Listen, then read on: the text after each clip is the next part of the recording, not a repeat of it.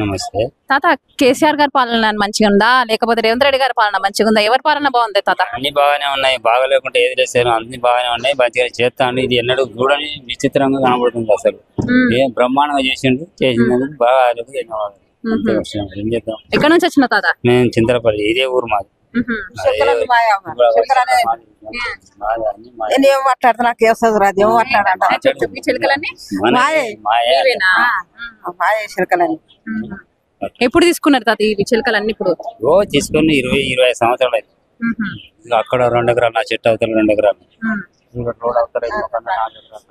ఆ చెట్లకు మన ఇంతవరకు ఆడ రోడ్డు మీద దిగుతానే, ఆ లారీ మీద దిగుతానే మాకు ఆ రోడ్డు కాడ దిగమంటే పోతాడు. ఆడ పాత బావి మందు గుడిపిండు, అది మళ్ళీ పూర్తి గుడవలేదు, అట్నే ఉన్నది. సాయంత్రం వస్తుంది. ఇప్పుడు 4 గంటల కాడికి అట్నే చెప్తాడు. ఇప్పటి వరకు ఒక్క గోడ లేదు బావి వంద.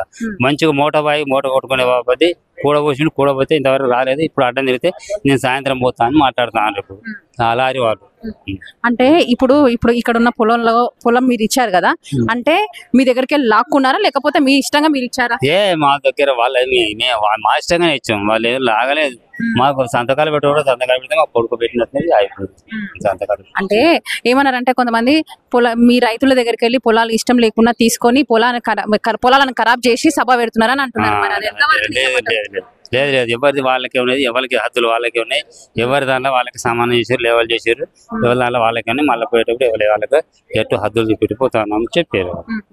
అంటే ఇక్కడ కాలువల్ని ఏమన్నా కూడిపినారా తాత? ఇక్కడ ఎవరు ఏం కాడలు గిల్వలు ఓడిపోతే పాత 500 చుట్టూ కట్టారు. కానీ పాత 500 చుట్టూ అందులో ఏదైనా మనసులో పోతారని చుట్టూ ఎక్కడ ఉన్న బావులకు కూడా అన్నిటికీ కలిపి కట్టేసింది. అంటే మీ పొలంలో ఇప్పుడు సభ జరుగుతుంది కదా, మీకు ఎట్లా అనిపిస్తుంది? మా పొలంలో జరుగుతుంది. మాకు ఒక 5 రూపాయలు వేయలేదు ఎవరు.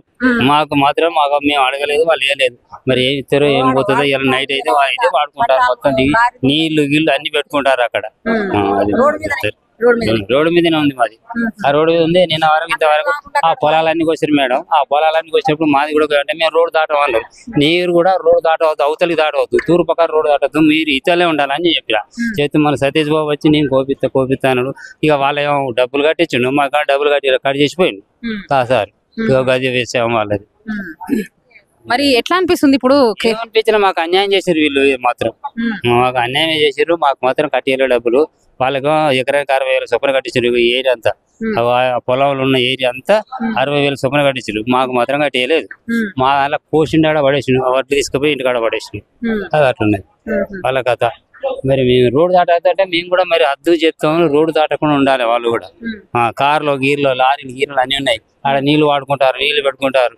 మరి దాని సంగతి ఏం చెప్పండి. అంటే మీరు ఏం అడగలేరా? మరి ఏం అడగలేదు. ఎవరికి అడగాలి? ఏ అడిగినా నాకు ఎరకలేదు అంటే నాకు ఎరకలేదు, మేము ఎవరికి ఏమి ఇవ్వలేదు అంటారు. ఈ జనాలు అన్ని రైతులే కదా, ఎవరికి ఏమి ఇవ్వలేదు. మేము అందాగా అడుగుతానో చేసుకుంటానో సంతకం పెట్టించుకున్నారు వాళ్ళు మొదలు మా చేత పెట్టించుకొని అంతా కవర్ చేసారు.